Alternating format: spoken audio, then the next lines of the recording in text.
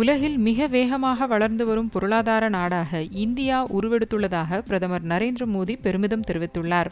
India Japan பொருளாதார கூட்டமைப்பின் கூட்டத்தில் உரையாற்றிய அவர், வெற்றிகரமான பொருளாதார நட்புறவுக்கு இந்தியா ஜப்பான் நட்புறவு உதாரணமாக திகழ்வதாக கூறினார்.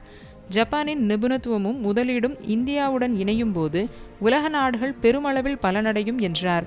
முன்னெப்போதும் இல்லாத வகையில் நட்புறவை பெருமளவில் மேம்படுத்திக் கொள்ள இரு நாடுகளும் முடிவு செய்திருப்பதாக குறிப்பிட்ட பிரதமர், பொருளாதார பாதுகாப்பு, செயற்கை நுண்ணறிவு உள்ளிட்ட பல்வேறு துறைகளில் ஒப்பந்தங்கள் கையெழுத்தாகி இருப்பதையும் சுட்டிக்காட்டினார். விநியோக சங்கிலி தேக்கம், வர்த்தக நிச்சயமற்ற தன்மை உள்ளிட்ட காரணங்களால் உலக நாடுகளின் பொருளாதாரம் பாதிக்கப்பட்ட போதிலும் இந்தியா வேகமாக வளர்ந்து வரும் முன்னணி பொருளாதார நாடாக உருவெடுத்திருப்பதாகவும், கடந்த நிதியாண்டில் இந்தியாவின் ஒட்டுமொத்த வளர்ச்சி விகிதம் 7.7% அதிகரிப்பதாகவும் அவர் எடுத்துரைத்தார். வரி விதிப்பு, நல்லாட்சி, வர்த்தகம் உள்ளிட்டவற்றில் இந்தியா மாபெரும் சீர்திருத்தங்களை அமல்படுத்தி இருப்பதாகவும் பிரதமர் நரேந்திர மோடி குறிப்பிட்டார். கர்நாடக மாநிலம் பெங்களூருவில் கல்குவாரியில் ஏற்பட்ட விபத்தில் புலம்பெயர் தொழிலாளர்கள் 7 பேர் உயிரிழந்தனர். கல்குவாரியில் பணியாளர்கள் பணியில் ஈடுபட்டிருந்த போது குறிப்பிட்ட இடத்தில் மிகப்பெரிய பாறைகளை அகற்றிய போது இந்த விபத்து ஏற்பட்டது. பாறைகள் தொழிலாளர்கள் மீது உருண்டு விழுந்ததில் பலர் இடிபாடுகளில் சிக்கிக் கொண்டனர். தகவல் அறிந்து சம்பவ இடத்திற்கு வந்த தீயணைப்பு மற்றும் மீட்பு படையினர் துரிதமாக செயல்பட்டு தொழிலாளர்களை மீட்டனர்.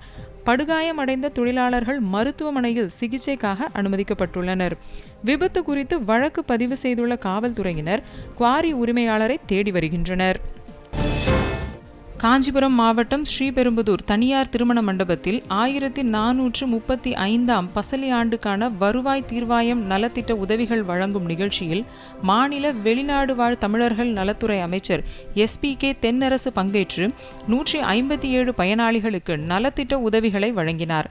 மாவட்ட வருவாய் மற்றும் பேரிடர் மேலாண்மை துறை சார்பில் 2025-2026ஆம் ஆண்டிற்கான வருவாய்த்துறை தீர்வாயம் நிறைவு விழா மற்றும் நலத்திட்ட உதவிகள் வழங்கும் விழா மாவட்ட ஆட்சியர் ஸ்னேகா தலைமையில் நடைபெற்றது.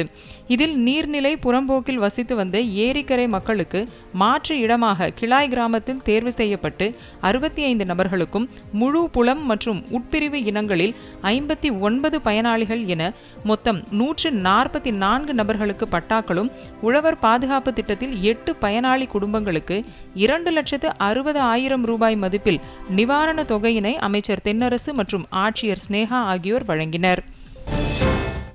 சேலம் மாவட்ட ஆட்சியர் அலுவலக கூட்ட அரங்கில் இன்று விவசாயிகள் கருத்து கேட்க கூட்டம் நடைபெற்றது.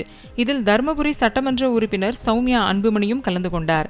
பின்னர் செய்தியாளர்களிடம் பேசிய அவர், இந்த கருத்து கேட்பு கூட்டத்தில் 10 மாவட்ட விவசாயிகள் கலந்து கொண்டிருக்கின்றனர். அனைவரது கோரிக்கைகளும் வேளாண் நிதி நிலை அறிக்கையில் கிடைக்கும் என எதிர்பார்க்கலாம் என்று தெரிவித்தார். மேலும் இளைஞர்கள் மது பழக்கத்திலிருந்து விடுபட்டு விவசாயத்திற்கு திரும்பி வர வேண்டும் என்றும், அப்போதுதான் விவசாயம் லாபகரமான தொழிலாக மாறும் என்றும் அவர் தெரிவித்தார். திருவாரூர் மாவட்டம் திருத்துறைப்பூண்டி அருகே உள்ள கோட்டூரில் ஜூன் மாதம் மேட்டூர் அணை திறக்காததால் பாதிக்கப்பட்ட விவசாயிகளுக்கு நிவாரணம் வழங்க வேண்டும், தொடக்க வேளாண்மையை கூட்டுறவு வங்கியில் வாங்கிய பயிர் கடனை முழுமையாக தள்ளுபடி செய்ய வேண்டும் என வலியுறுத்தி விவசாயிகள் சாலை மறியல் போராட்டத்தில் ஈடுபட்டனர். கோட்டூரில் ஊராட்சி ஒன்றிய அலுவலகம் முன்பு திரண்ட 100க்கும் மேற்பட்டோர் சாலை மறியல் போராட்டத்தில் ஈடுபட்டு தங்களது கோரிக்கைகளை முன்வைத்தனர். இதனால் மன்னார்குடியில் இருந்து திருத்துறை பூண்டி வேதாரண்யம் வேளாங்கண்ணி செல்லும் சாலையில் 1 மணி நேரத்திற்கு மேலாக போக்குவரத்து பாதிப்பு ஏற்பட்டது. போராட்டத்தில் ஈடுபட்ட விவசாயிகளை காவல்துறையினர் கைது செய்தனர். தூத்துக்குடியில் மண்டல அளவிலான டேபிள் டென்னிஸ் போட்டி நடைபெற்றது. தூத்துக்குடி புனித தாமஸ் அப்போஸ்தலர் CSC பள்ளியில் நடைபெற்ற இந்த போட்டியில் தூத்துக்குடி, கோவில்பட்டி, திருச்செந்தூர், திருநெல்வேலி உள்ளிட்ட பகுதிகளில் உள்ள பள்ளிகளை சேர்ந்த மாணவர்கள் கலந்து கொண்டனர். இந்த போட்டியில் 2 பிரிவுகளில் போட்டிகள் நடைபெற்றன. இந்த டேபிள் டென்னிஸ் போட்டியில் வெற்றி பெற்ற மாணவ மாணவிகளுக்கு காவல்துறை ஆய்வாளர் வேல்ராஜ் பதக்கங்களையும் சான்றிதழ்களையும் வழங்கினார். இந்த நிகழ்ச்சியில் பள்ளி முதல்வர், உடற்கல்வி ஆசிரியர்கள், மாணவர்கள் என ஏராளமானோர் கலந்து கொண்டனர்.